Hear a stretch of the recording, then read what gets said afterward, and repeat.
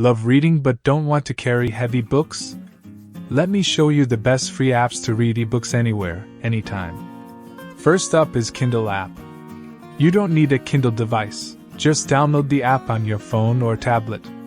It gives you access to thousands of free and paid ebooks, and you can sync your progress across multiple devices. Next is Google Play Books. It lets you buy, upload, and read ebooks with ease.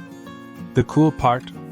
You can even upload your own PDF or EPUB files, so it's perfect if you already have a collection of digital books. And then we have Libby by OverDrive. This one is a game changer because it connects to your local library. You can borrow ebooks and audiobooks for free, just like a real library, but fully digital. So, whether you're traveling, commuting, or just relaxing at home, these apps make it super easy to enjoy your favorite books anywhere. Try them out and start reading smarter today. Thanks for watching.